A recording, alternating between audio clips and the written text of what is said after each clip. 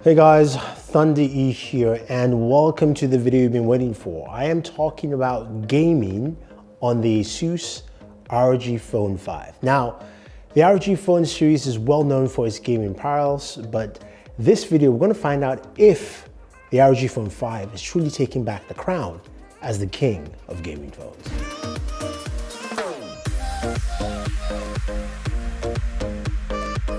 Welcome back guys. So if it's the first time watching videos on this channel, definitely hit the subscribe button and notification icon. If you care about gaming on smartphones or just gaming in general, we do that right here. So in my hand is the Asus ROG Phone 5 or the ROG Phone 5, whatever you want to call it. And Asus has done many different things on this device and we'll be looking at them in different sections.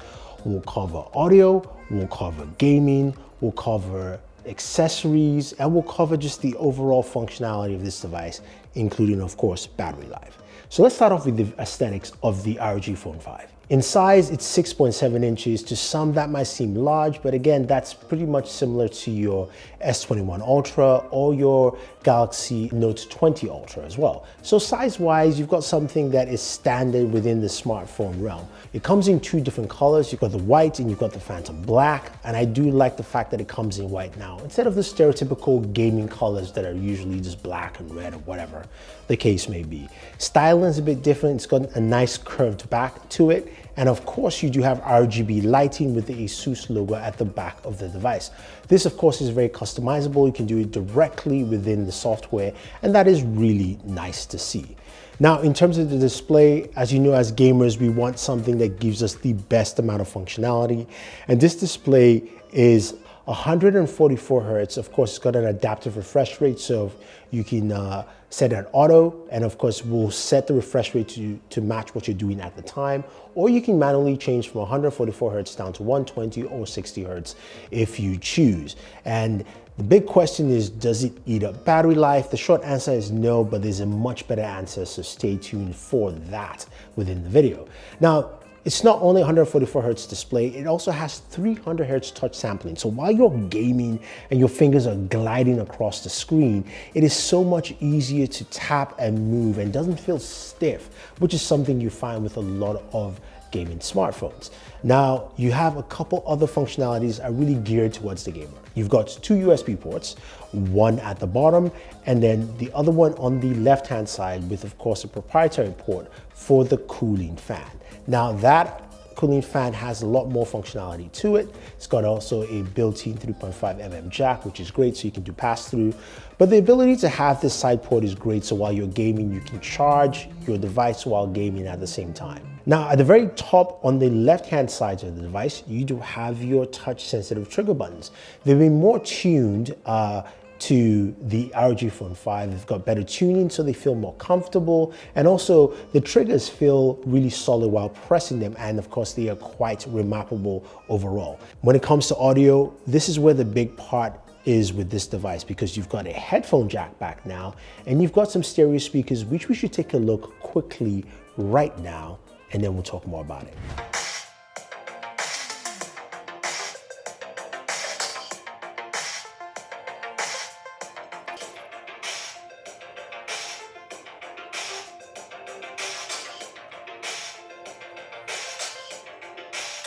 So you just heard the speakers of the ROG Phone 5 and they do a fantastic job. They are crisp, loud and clear. I mean, I put them back there and you can still hear them within the room. That's because they use two symmetric superlinear drivers that are powered by a mono amplifier. So you're giving you that really rich, loud, clean sound. Probably the loudest I've heard from any smartphone, and also the clearest I've heard from any smartphone in a while. And that's really good. Now, it's got a built-in amplifier app, so you can, of course, change different EQs, music, gaming, movies. You can also manage your EQs in a custom fashion if you want to. But the other cool thing about audio on this phone, it's got a 3.5mm jack, which you know I love, right? But that jack is also powered by an ESS92 9280 Pro DAC, and as well as also a built-in amplifier as well from ESS Sabre, allowing you to drive your headphones to the best. So whether you're using Asus's Centera 2 headphones, which are their gaming headphones, they do a really good job actually, they're really nice. Or you could drive something a little bit better like the DT1990 Pro, which I absolutely love, to take your gaming experience to the very next level. The audio is so good. And I like that they've done some work there giving you that audio experience that you should definitely get as a gamer. Now, how does that audio mix in with gaming? You know, it's time for us to go check out some gaming performance. So let's take a look.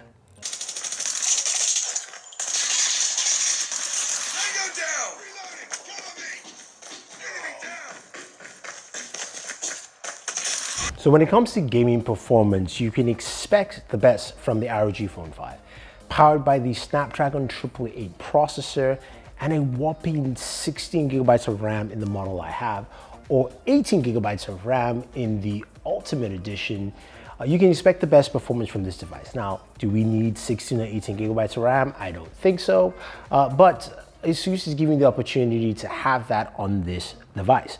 Now, when it comes to benchmarks, you're looking at a Geek benchmark score of 1,118, single core, and of course, multi-cores 3,661. So the multi-core performance beats out what we have with the Galaxy S21 Ultra, both Exynos and Snapdragon, but the single core comes in between the Exynos and Snapdragon numbers. But that is numbers, and we don't care about that. We saw some of that gameplay. It looked smooth, it looked fantastic, it looked great. So what kind of performance can we get with this device? This is the real important part with the ROG Phone 5. So starting off with the most basic, easy game that we all like to play, Call of Duty Mobile. Runs well, runs at 60 frames per second. Each gameplay session I had, I did multiple shorter gameplay sessions, and it ran fine and it ran well. The one thing to note, it's not updated yet, so it's not running at the max setting, just at high setting. It's something because this device, while testing it, was not available out yet, so you can expect that. Now, moving over to PUBG Mobile, we played roughly around 15 to 20 minutes of gameplay. Now, what you will note is that the game settings is Smooth Extreme. I do not have Ultra HD Ultra available yet, so I could not test it out because, again, we need an update for that. But playing at Smooth Extreme, solid 60 frames per second.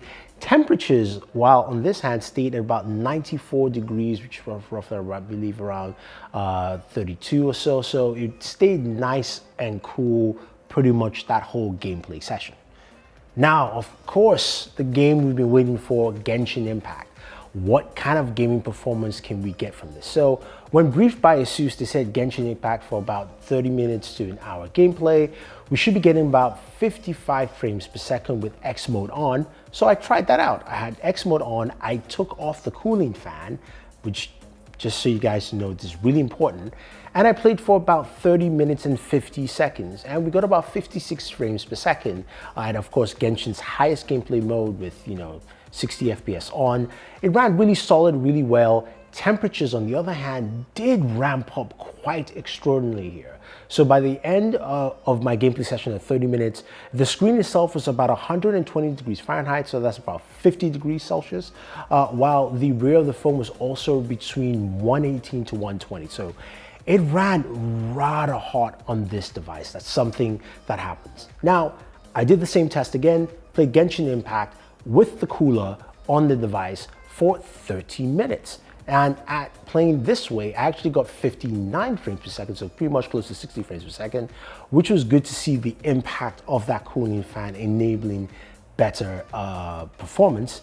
And in terms of temperatures, the display still was between 118 to 120 at its maximum, while the rear of the device dropped down to about 94 to 98 degrees. So Asus promises about a 10% decrease, and that definitely shows. It means that, look, where the processor is, where cooling is most needed, the fan does work, and I was able to get better performance from Genshin Impact. So that is something to take note if you're looking at the kind of performance you're going to be getting from this device. In terms of any game you want to play, it will play well, it will play really smooth. You can check out the gameplay clips, they look absolutely gorgeous, very smooth, great performance. A quick note on game streaming services like Stadia and Xbox Game Pass. I will say using the Kanai controller, it was a seamless experience. It played fast, smooth, very responsive. Of course, you've got Wi-Fi 6 built into this device, so you've got a very clean and fast gameplay experience. Now, with all that gaming performance, you're asking, how is battery life on this device? So Asus has come up with a very interesting way of implementing battery on the ROG Phone 5. It's got a 6,000 milliamp battery, which sounds absolutely fantastic, but it's split into two 3,000 milliamp batteries there to effect faster charging and also better performance in the long run. So with that 6,000 milliamp battery, it comes with a 65 watt charger, and Asus promises about 0 to 100 in 51 minutes. We got about 58 minutes within an hour, which is fine. I mean, that was actually great to see in terms of battery performance, and I was glad that you could actually fast charge this here. But it's got a couple of battery modes that are quite interesting overall. So when you look at the device, you can actually schedule your battery charging if you want to, which means that instead of you taking advantage of that full fast charging, you can schedule the time that it will actually fully charge for you. So when you're going to bed, you can plug it in, and maybe between 2 to 6 a.m. in the morning, that's when it does its full charge and you're good to go. You can also slow down that charge process so it doesn't go to 0 to 100 all the way. It can actually slow down from 80% and then trickle charge all the way to 100. Again, extending the life of your battery. But the best feature that I love for gamers is kind of like steady charge, I believe is the name it's called. It gives the ability to do a power pass-through. So when you're gaming, you plug it in, right, using that side port, and you don't want to basically you use your battery, and you don't want to charge the device while you're gaming because of course that will affect performance overall. What you can do is basically stop the charging and stop the use of the battery and do a pass-through power from the charger. So basically it's running from the charger, you lose no juice on your device. That is great for battery management, it's great for sustaining the battery life on this device. And I think they've done a really good job there.